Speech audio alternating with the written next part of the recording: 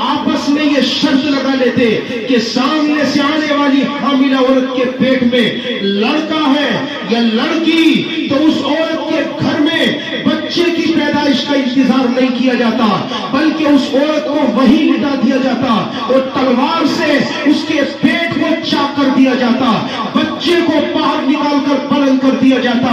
شرط جیتنے والا اپنی شرط جیتنے پر خوش ہوتا تو وہی شرط ہارنے والا شرط ہارنے کی وجہ سے وہ شرمندہ ہوتا، لیکن اس عورت کے مر جانے کا اور بچے کے ضائع ہو جانے کا دونوں میں سے کسی کو غم نہیں ہوتا۔ لا الہ الا اللہ وحدہ لا شریک لہ ونشهد أن سيدنا وسندنا وشفيعنا وطبيبنا ومولانا محمد أرسله بالحق بشيرا ونذيرا وداعيا إلى الله بإذنه وسراجا منيرا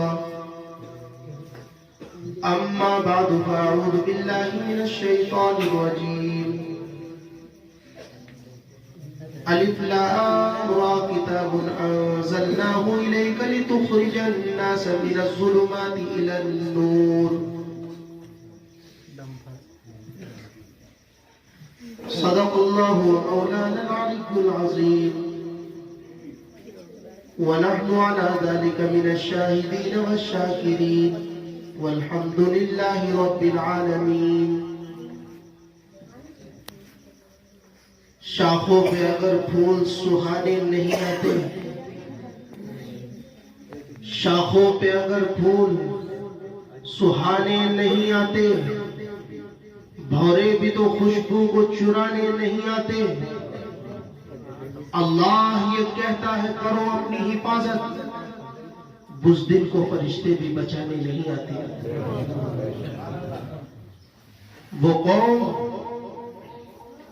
خودکشی کی صلیبوں پر جھول جاتی ہے، وہ قوم خودکشی کی صلیبوں پر جھول جاتی ہے جو اپنی روایت کو بھول جاتی ہے۔ عزیزان گرامی، جب کل حضرت محتمم صاحب اور اسی طرح عزیز محترم قاری محمد عابد صاحب حفظہ اللہ کا فون گیا کہ ختم قرآن کا موقع ہے، مختصر سی بات عرض کرنی ہے، تو میرا خیال یہ تھا کہ مختصر ہی لوگ بیٹھے ہوئے ہوں گے، لیکن آپ حضرات کا جب میں غفیر دیکھ کر دل کو اس بات کا یقین ہو چلا ہے کہ آپ حضرات جیسے اپنے بیوی بچوں سے محبت کرتے ہیں، جیسے اپنے زمین جائیداد سے محبت کرتے ہیں، آپ حضرات اسی طرح اس مدرسے سے بھی محبت کرتے ہیں۔ دعا کرتا ہوں کہ رب دو جہاں آپ حضرات کی اس محبت کو نظر بس سے محفوظ فرمائے اور آپ حضرات کو اس محبت پر استقامت عطا فرمائے۔ آج اگر ہم پوری دنیا پر نگاہ ڈالیں، مشرق سے لے کر مغرب تک تمام جہان کا اگر جائزہ لیں تو آج بھی ہمیں پوری دنیا اسی طرح جہالت کے دلدل میں پھنسی نظر آتی ہے جس طرح قرآن کریم کی آمد سے پہلے تھی۔ آج ہر ایک شخص کی زبان پر یہ شکوہ اور شکایت ہے، ہر ایک شخص ماتم گناہ ہے، ہر ایک شخص اس بات کا مرثیہ پڑھ رہا ہے کہ ہمارا معاشرہ تباہ و برباد ہو گیا، ہمارے معاشرے کو نہ جانے کس کی نظر لگی کہ وہ برائیوں کا مرکز بن گیا، فحاشی کا اڈا بن گیا۔ لیکن میرے بھائیوں، اس مرثیہ خانی سے کچھ نہیں ہوگا، سینہ پیٹنے سے کچھ نہیں ہونے والا، ماتم کرنے سے اجالا نہیں ہو جانے والا۔ اگر آج بھی امت مسلمہ یہ چاہتی ہے، اگر آج میں اور آپ یہ چاہتے ہیں کہ کہ ہماری تمام پریشانیوں کا حل ہو، تو ہمیں آج بھی فارا کی چوٹی سے قرآن کریم نے جو اعلان کیا تھا کہ جو قوم مجھے اپنی زباں پر سجا کر، اپنے سینے سے لگا کر، اپنے دل کی دنیا میں بسا کر کے اٹھے گی اور میری تعلیمات پر عمل کرے گی، میں اسے دنیا کی حکومت بھی عطا کروں گا اور زندگی گزارنے کا پاکیزہ طریقہ بھی نصیب فرماؤں گا۔ ہمیں اس اعلان کو سننا ہوگا۔ قرآن کریم کی دنیا میں آمد سے پہلے اس دنیا کے حالات کیا تھے، ذرا ایک جھلک وہ سنتے چلے جائیں۔ قرآن کریم جب دنیا میں نہیں آیا تھا تو مائیں اپنے بیٹوں کی غلام اور اس کی ہوس کا شکار ہو جاتی تھی۔ بہنوں کی آبرو بچانے والا کوئی روئے زمین پر نظر نہیں آتا تھا، بلکہ بہنیں خود اپنے بھائی کے ہاتھوں اس کی ہوس کا شکار ہو کر شرمندہ ہو جاتی۔ عورتیں اور مرد برہنہ ہو کر، ننگے بدن ہو کر کعبۃ اللہ کا طواف کیا کرتے تھے۔ جس کعبۃ اللہ کے دیدار کے لیے کوئی عمرے کے لیے ترستا ہے، کوئی حج کرنے کے لیے ترستا ہے، اسی کعبۃ اللہ کے اندر 360 بت رکھے ہوئے تھے جن کی صبح و شام پوجا کی جاتی تھی، عبادت کی جاتی تھی، ان کے سامنے سر تسلیم خم کیا جاتا تھا۔ اور بے حیائی کا عالم تو یہ تھا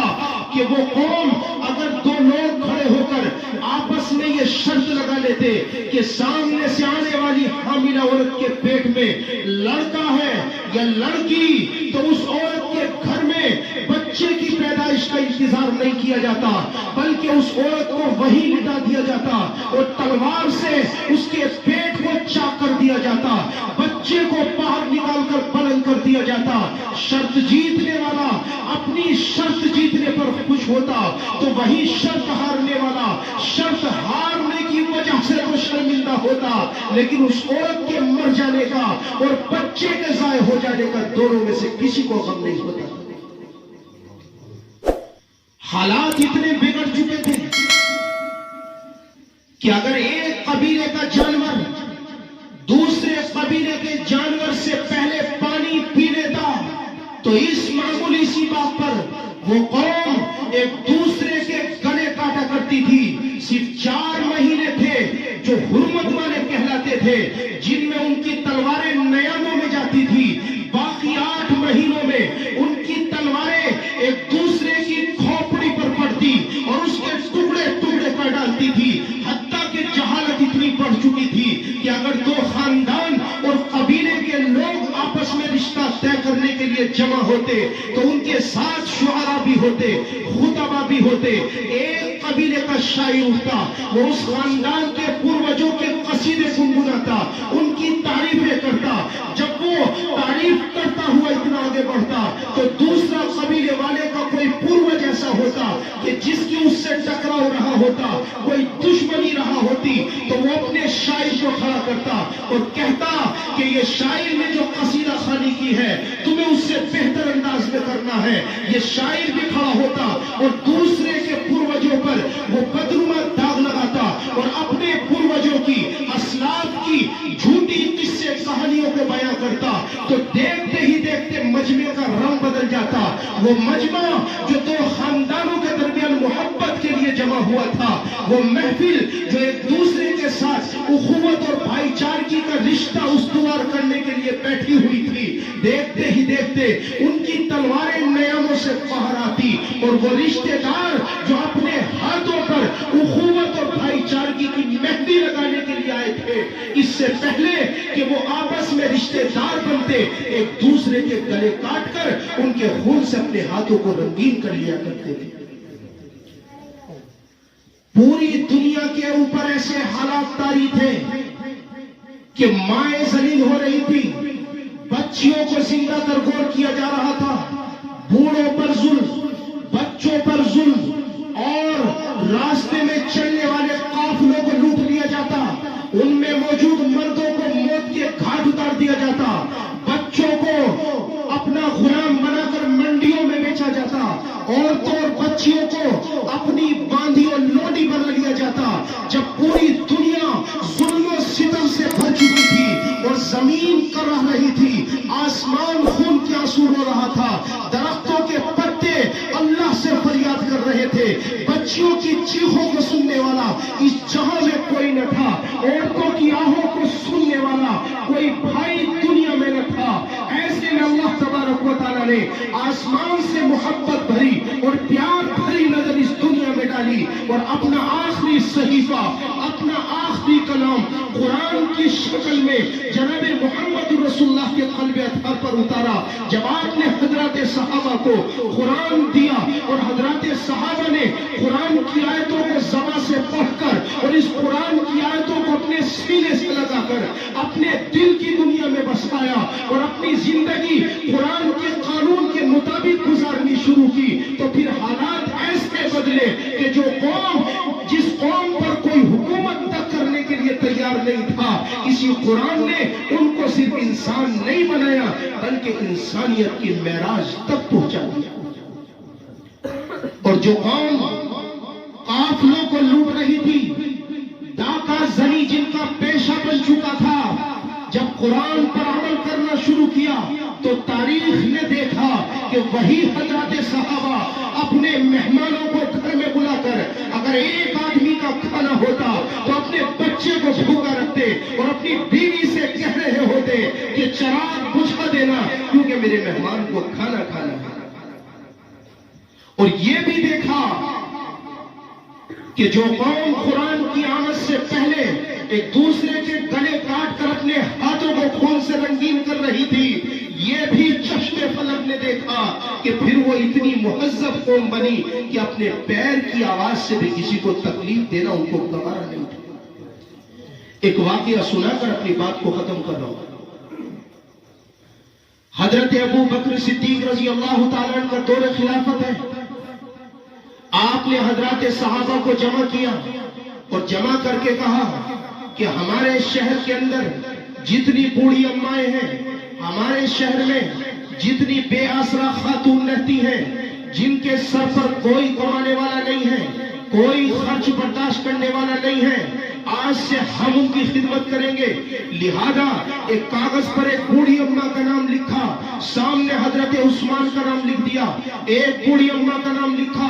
سامنے عبد الرحمن ابن عوف کا نام لکھ دیا۔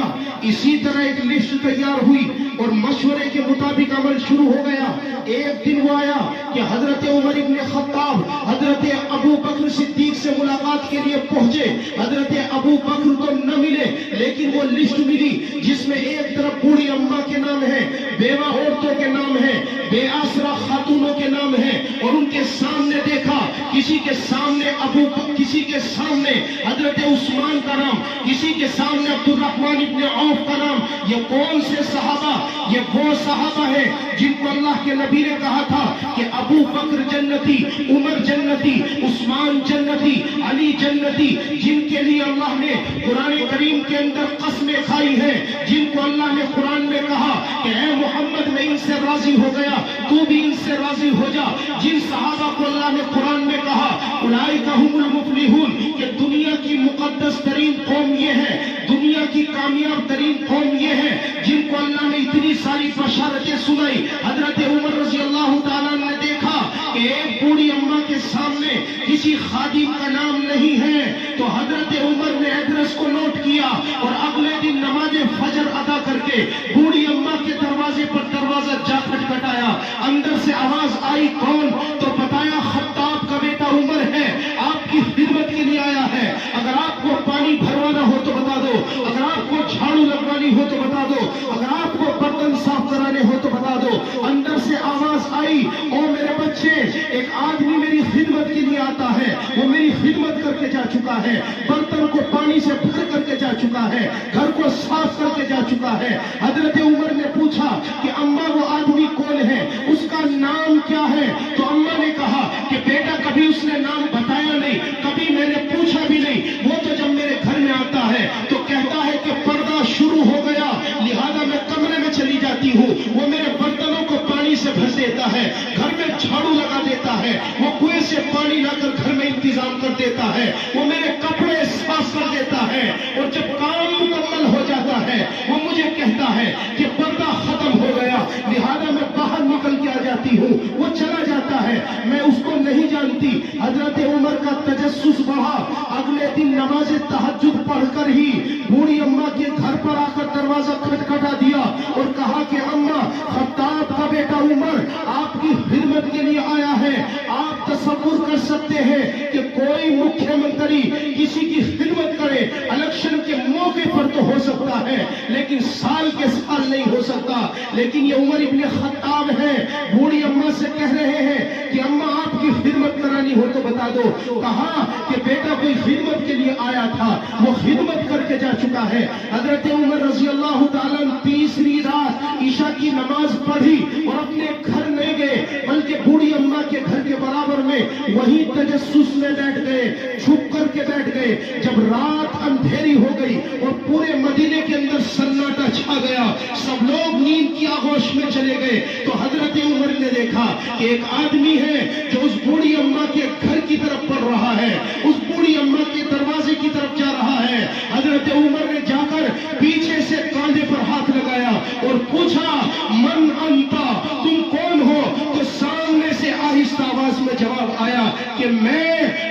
ابو بکر صدیق ہوں۔ اتنا کہنا تھا کہ حضرت عمر کی آنکھ سے آنسو چھلک اٹھے، اس لیے کہ خلیفہ وقت ہے، امیر المومنین ہے، خلیفۃ المسلمین ہے۔ حضرت عمر نے دیکھا کہ ان کے پیر میں جوتے نہیں ہیں۔ حضرت عمر نے پوچھا کہ یا امیر المومنین، آپ کے پاس کا جوتے نہیں ہیں، یا آپ کے جوتے کہاں چلے گئے؟ حضرت ابو بکر نے کہا کہ میں نے جوتے بالارادہ اپنے گھر میں اتار دیے، اس لیے کہ میں جانتا ہوں کہ مدینے کے لوگ سو رہے ہیں، کہیں ایسا نہ ہو کہ ابو بکر کے جوتوں کی آواز سے کسی مدینے میں سونے والے کی نیند کھل جائے، اس لیے میں نے اپنے جوتوں کو پیر میں پہننا بھی برداشت نہیں کیا۔ یہ کب ہوا؟ جب قرآن کریم کو سینے سے لگا کر اس کی تعلیمات پر عمل کرنا شروع کیا۔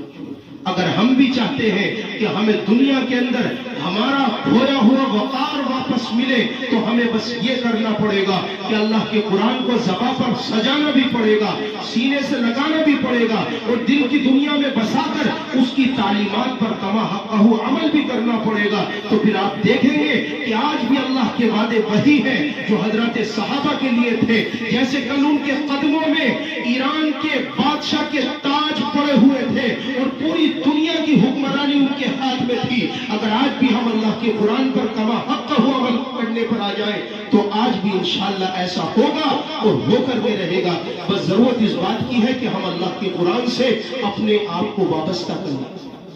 کریں گے بھائی۔ ہاں، آپ اپنے بچوں کو مدرسے میں پڑھاتے ہیں، مسجدوں میں پڑھاتے ہیں، مکاتب میں پڑھاتے ہیں، یہ تو قابل مبارکباد ہے، لیکن آپ اس مجلس کی برکت سے یہ ارادے کرو کہ آپ میں سے جو عمر دراز ہیں، جو تاجر بیٹھے ہوئے ہیں، جو کسان بیٹھے ہوئے ہیں، جنہوں نے بچپن میں قرآن نہیں پڑھا، آپ یہ ارادہ کرو کہ مسجد میں امام صاحب رہتے ہیں، مدرسے میں قاری عابد رہتے ہیں، قاری محسن صاحب رہتے ہیں، دیگر مدرسین رہتے ہیں، آپ قاعدہ نورانی یا قاعدہ بغدادی لے کر ان کی خدمت میں آؤ اور آ کر کے کہو کہ آپ ہمیں قرآن پڑھاؤ، آپ ہمیں قاعدہ پڑھاؤ۔ اس لیے کہ حدیث شریف کے اندر آتا ہے کہ اگر کوئی انسان حج بیت اللہ کے لیے نکلے لیکن راستے میں انتقال ہو جائے، ابھی مکہ نہ پہنچے، مدینے میں نہ جا سکے، اللہ کے نبی نے فرمایا کہ چونکہ اس کی نیت حج بیت اللہ کی تھی تو اللہ تبارک و تعالی قیامت کے دن اس کو حاجیوں میں کھڑا کرے گا۔ اگر آپ بھی قاعدہ نورانی یا بغدادی لے کر مدرسے میں آ جائیں یا مسجد میں چلے جائیں اور کہیں کہ ہمیں پڑھانا شروع کرو، اور آپ قاعدہ نورانی یا بغدادی پڑھنا شروع کریں اور آپ اس کی پہلی تختی سے بھی نہ نکل سکے لیکن آپ پڑھنے کا سلسلہ جاری رکھے، تو پھر یاد رکھیے کل قیامت کے دن اگر ہمارا درمیان میں انتقال ہو گیا اور زندگی نے وفا نہ کی تو کل قیامت کے دن اللہ تعالی ہمیں حاملین قرآن میں کھڑا کرے گا، قرآن کے ماہرین میں کھڑا کرے گا۔ اس لیے یہ پورا مجمع ارادہ کرے کہ جن لوگوں نے اب تک قرآن نہیں پڑھا یا بچپن میں پڑھ لیا تھا لیکن جوانی میں شیطان کے بہکاوے کی وجہ سے قرآن کریم کا حق نہیں ادا ہو سکا، اب زبان نہیں ٹوٹتی، زبان جاری نہیں ہوتی، ارادہ کرے کہ انشاءاللہ ہم نورانی قاعدہ لے کر مدرسے میں آئیں گے یا مسجد میں آئیں گے۔ کون کون نیت کرتا ہے؟ ہاتھ کر کے کھڑے کر کے بتائیں۔